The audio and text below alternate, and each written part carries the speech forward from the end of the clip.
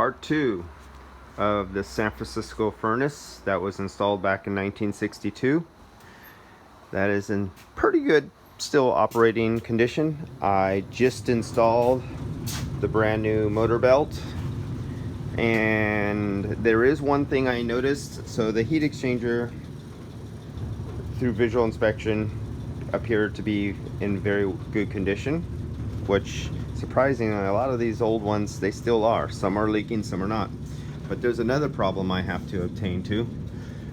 Somebody put in the flue on this, but they made the pipe a little too big here and it was hitting up against here. So what they did was they shoved this down, they forced it, and when they shoved it down, because they made this too big, instead of trimming off something and doing it again, look at what we have right here, right back there. You got a gap. Let's see if I can get in there. You see that gap right there? That's the exhaust gas that comes out of here. And I have to fix the little hole right there. If you see, there's a rotted out hole there, because the exhaust gas from carbon monoxide and moisture, when they're first starting up and everything, makes an acid. And so for the first second when it comes on, you have a little bit of rollout, and then as soon as the hot gas goes up the flue, it changes the path. It actually makes a draw like a chimney. And once these gases are hot up here, you have a natural flow of exhaust gas, which would be your burnt exhaust fumes going up here. At first startup, you don't have that flow sometimes, and you'll get like a little, you won't see it, but the gas can actually come out here. And if you hold your hand right here, when the flames first start, you'll feel a little heat right here. But as soon as the action of the hot air starts that flow, it'll make a negative vacuum. It'll actually start drawing up the flow, and it'll pull the gases out of the exhaust here and go up there. Okay, but in this one, there's a little bit of hole right here, and there's a little bit of a hole right there.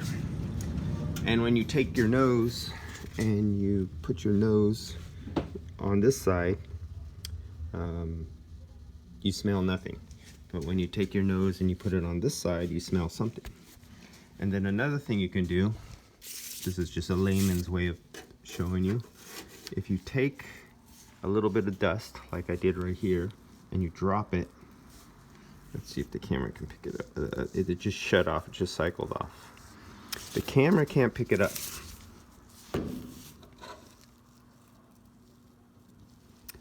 But when it's on, and you drop fine dust like this, and you drop the dust down like here, the dust actually comes back up this way. It's actually coming up because the exhaust gas is coming from the hole right down there and a little here, and you can see a little discoloration on the zinc, because this is all zinc coated, galvanized. It's made out of zinc, and because of the acids that come from the exhaust fumes coming right up here, they have etched away at the zinc, and so instead of having this nice shiny coating, you have the sign of where the exhaust gas has been coming up. On this side, where there is no holes, you can see there's nothing here. It's nice and clean. So I'll repair that. I'll take this apart, I'll reshape their sheet metal, and I'll fasten it, and I'm going to close up this hole right up here so the exhaust fumes can't come up here into the house. And I'll repair the front piece and make it nice, tight, and the carbon monoxide will no longer go into the house.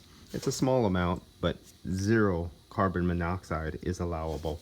Even though there are OSHA standards and safety standards that allow small percentage, and like when you have those carbon monoxide testers, here's something they don't tell you about the carbon monoxide testers. Those low budget carbon monoxide testers everyone likes to buy, and they think they're the greatest thing on earth. Actually, they're not extremely low particulate counting, or not particulate, but gas parts per million. they're at a higher level. In a small asterisk, when you open up one of the carbon monoxide testers, way down at the bottom, hidden with an asterisk in small print, the carbon monoxide saying if you're elderly or you're a person who has bad respiratory problems or something like that, you will want to go out, and it tells you to purchase a ultra low carbon monoxide tester for those individuals. If you have children in your house, you don't want to buy the generic carbon monoxide tester. You want to buy the one that's ultra low reading, and hopefully the one with the digital numbers on it, and you can read. Just because it has the digital numbers does not mean it's the ultra low detecting carbon monoxide detector. You literally have to seek out that one, and they usually don't keep it on many shelves like at Lowe's and Home Depot. It's more expensive, and since Lowe's and Home Depot usually are catering towards people who want something cheaper, they won't carry the more expensive thing. You literally have to find that manufacturer, go to their website and order it, or look on one of the big stores websites and see if they list it and ask it and have them order it. That's about it. Oh, another thing about carbon monoxide testers, they reset themselves. They allow themselves at a much higher rate of carbon monoxide to build up in your house. The detector will pick up the carbon monoxide over a weighted period of time. So it'll allow the carbon monoxide to build up, and it'll allow you to breathe it over a period of time. The alarm will not go off unless it reads that certain higher number for a long period of time, and then the alarm will go off. Unless it's extremely high, then it will go off right away. But it'll actually allow your body to inhale carbon monoxide, and carbon monoxide goes into your body, and it does damage even after it's gone. When the air is cleared, the red blood cells that the carbon monoxide has attached to, it destroys those red blood cells over a period of time. If you understand how mercury and lead build up in the body and do damage over a period of time, carbon monoxide is similar in the way that it'll damage those red blood cells. And say for 3 hours the carbon monoxide level goes up, you're inhaling it but you don't know it, so it starts damaging the red blood cells, and then your heater goes off, or somebody opens the front and rear doors and some air clears out in your house and your level goes back down. Well, your cheap carbon monoxide tester is allowed to reset its timer back to 0 again, and it thinks everything is okay. Then some heating goes on, or some cooking, or some other device in your house that uses gas or has fire and produces carbon monoxide will leak back and build up in your house again. But it won't trigger the alarm because it goes on only for a short period of time. You inhale this carbon monoxide, the carbon monoxide tester does not go off, and when the device is turned off and it's within the set parameter that carbon monoxide is allowable, to explain this correctly, allowable to switch back off and switch to 0 again, you were exposed, but you weren't exposed at a high level or rate of carbon monoxide. You were exposed at a lower level. And this keeps repeating itself. And the carbon monoxide in your blood builds up on your red blood cells, doing damage, and it gives you that kind of like you have the flu, a headache every now and then, you're tired, you don't want to get up in the morning.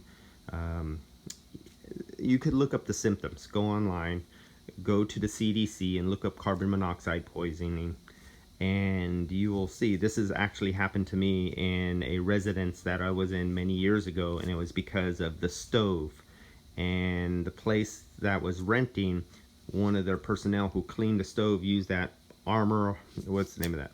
Easy Off, and they sprayed a stove cleaner and it plugged up many of the burners and they were all burning yellow.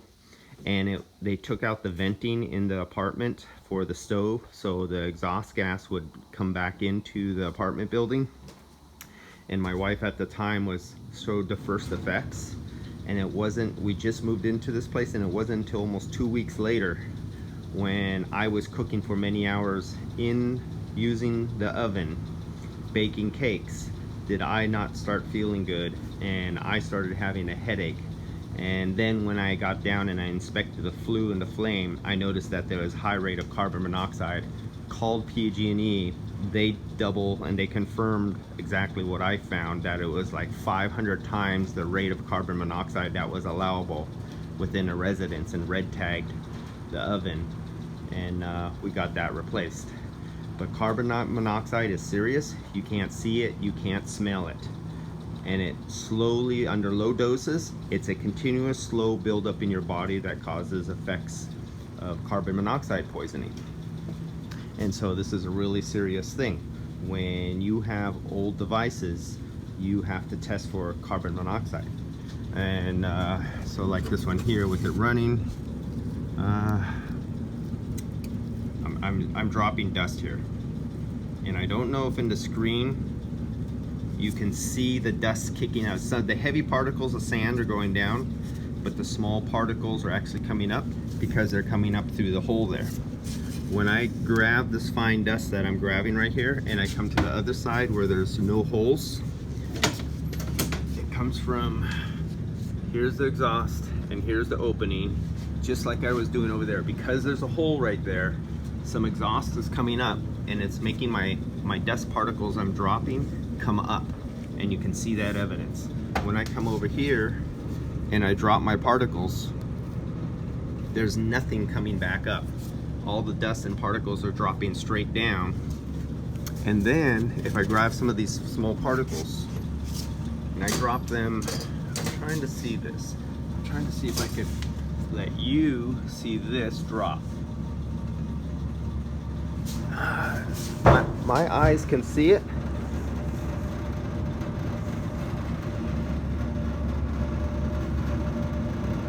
Damn it, the camera can only see the heavy particles. Okay, so I'll describe to you what's happening here. I'm dropping these small particles and grains of dust. The heavy sandy ones are falling straight down. But what you cannot see is the really fine ones that I'm dropping right here, because there's a chimney flue effect that is going up that hole, and it's literally sucking up this way. When I drop the fine particles, it's actually taking them from in front of here, and I could watch the fine particles go down and go this way and get sucked right up inside here. That's when you know you have a good flue effect, when it's actually sucking stuff from out here and it's going up and it's exhausting out of your house.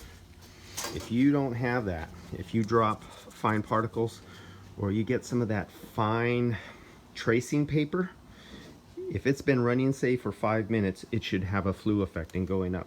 If you get some fine tracing paper and you hold it right here and you see the paper is flopping out like this, that means either this is plugged, something's really wrong, and you'll feel with your hand it's hot right here, and you'll feel like a hair dryer on, you'll feel it hot, and you'll see something flipping up.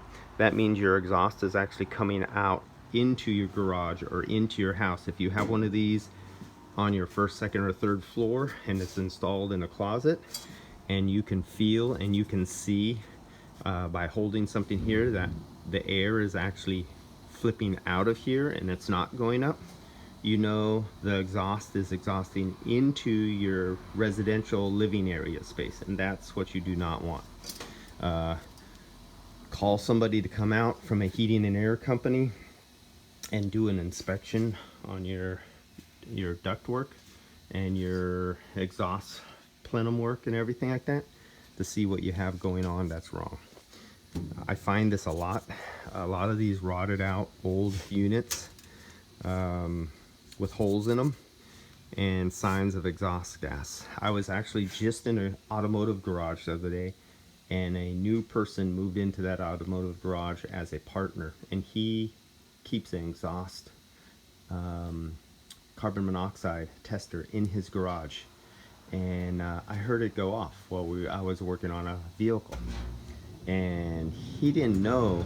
He just knows that means there's exhaust gas, and it was really high. It was like 260 parts per million. And he was in a garage with no ventilation in the roof and only one door in the front. But what he didn't know was he's being exposed to this every couple days, these really high elevated levels of carbon monoxide. He did not know it does damage and bonds to your red blood cells and keep doing damage even after the exhaust has been cleared out of the garage. So that's it for today's video. Go online, go to the CDC or any of the nationally acclaimed health clinic centers and look up carbon monoxide poisoning to educate yourself a little bit more about it. And you could go to the PG&E website and look up carbon monoxide and exhaust gas from your furnaces. They have training, educational literature on dealing with your old furnaces systems through PG&E. This is a free resource. It's available to everybody. So go to PG&E, I think it's .org. I don't think it's .com. It might be .org or .com for PG&E, and look about carbon monoxide poisoning. That's it for today. See you.